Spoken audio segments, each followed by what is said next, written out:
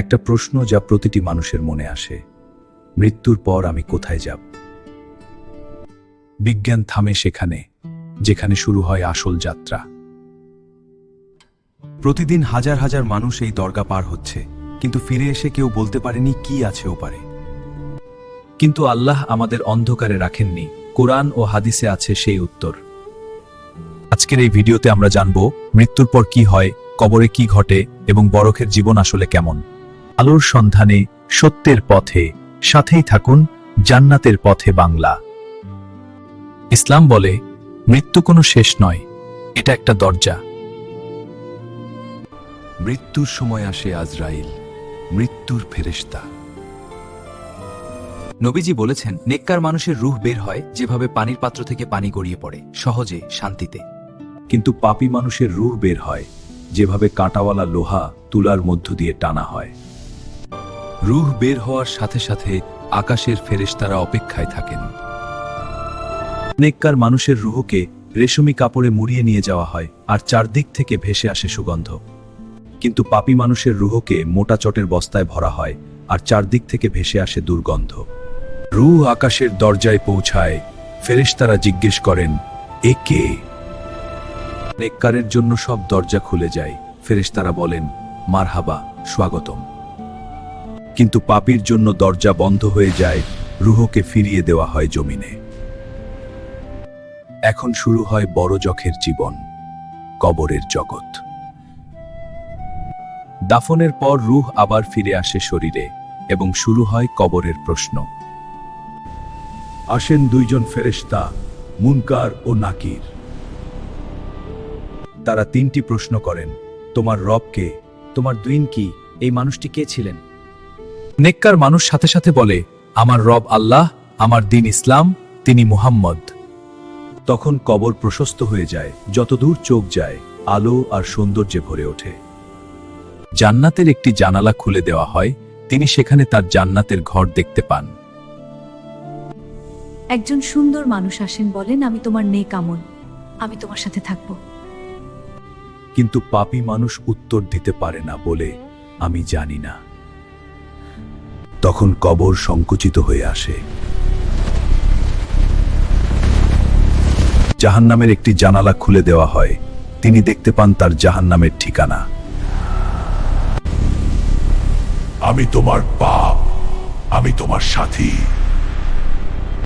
শহীদদের রূহ থাকে সবুজ পাখির ভেতরে, জান্নাতে যেখানে ইচ্ছে উড়ে বেড়ান। নেককাররা আরশের ছায়ায় শান্তিতে থাকেন, কেয়ামতের অপেক্ষায়। আর পাপীদের কবরে আসে সাপ ও বিচ্ছু, কেয়ামত পর্যন্ত আযাব চলতে থাকে। বরজখ হল মৃত্যু থেকে কেয়ামত পর্যন্ত একটি মধ্যবর্তী জগৎ। আল্লাহ বলেছেন, তাদের সামনে বরজখ থাকবে পুনরুত্থান পর্যন্ত। বরজখে মানুষ তার আমল অনুযায়ী সুখে বা কষ্টে থাকে।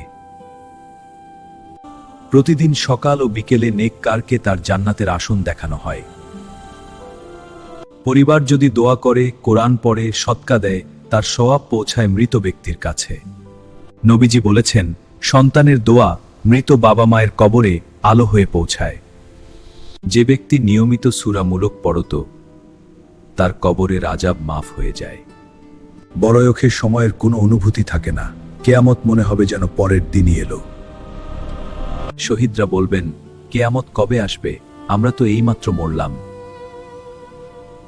তাই মৃত ব্যক্তির পাশে কুরআন তেলাওয়াত করা তার জন্য রহমত। নেককারদের কবর হয় জান্নাতের বাগানের মতো, শান্তি আর নূরে ভরা। আর পাপীদের কবর হয় জাহান্নামের গর্তের মতো, আধার আর আযাবে ভরা। নবীজি বলতেন, কবরের আযাব থেকে আল্লাহর কাছে আশ্রয় চাও। যে ব্যক্তি ফজর ও আসরের নামাজ নিয়মিত পড়ে, সে কবরের আযাব থেকে সুরক্ষিত। এভাবেই চলতে থাকে বড়য়খের জীবন, যতক্ষণ না আসে সেই মহাদিন। একদিন ইসরাফিল ফুঁক দেবেন শিঙায়, সেই শব্দে সব কিছু ধ্বংস হয়ে যাবে। পাহাড় তুলার মতো উড়ে যাবে, সমুদ্র আগুন হয়ে জ্বলবে। দ্বিতীয় ফুঁকে কবর থেকে উঠবে সকল মানুষ। হাসরের ময়দানে জমা হবে সকল মানুষ, 50,000 বছরের সেই কঠিন দিনে। সেদিন প্রতিটি আমল মাপা হবে, অনুপরিমাণ ভালো বা মন্দ বাদ যাবে না। যার নেক আমলের পাল্লা ভারী, সে যাবে জান্নাতে। পুলসিরাত পার হতে হবে, চুলের চেয়ে সরু, তলোয়ারের চেয়ে ধারালো সেই পুল। নেককাররা বিদ্যুতের মতো পার হবেন, কেউ হাওয়ার মতো, কেউ ঘোড়ার মতো। জান্নাতের দরজা খুলবে, ফেরেশতারা বলবেন, সালামুন আলাইকুম, তোমরা পবিত্র ছিলে। আজই প্রস্তুতি নেওয়ার সময়, কারণ মৃত্যু আসে কোনো সতর্কবার্তা ছাড়াই। প্রতিটি কবর আমাদের বলছে, তুমিও একদিন আসবে। প্রস্তুত তো? মৃত্যু আমাদের শত্রু নয়, এটা আমাদের সেরা শিক্ষক। প্রতিদিন মনে করিয়ে দেয়, জীবনটা অর্থবহ করো। আজ থেকে নিজের জন্য দোয়া করো এবং তোমার মৃত প্রিয়জনদের জন্য। আল্লাহ আমাদের সবাইকে কবরের আযাব থেকে রক্ষা করুন এবং জান্নাতুল ফেরদাউস নসিব করুন, আমিন। ভিডিওটা ভালো লাগলে লাইক, কমেন্টস এবং শেয়ার করুন। পরবর্তী ভিডিও পেতে ফলো এবং সাবস্ক্রাইব করে আমাদের সাথে থাকুন। জান্নাতের পথে বাংলা। আল্লাহ হাফেজ।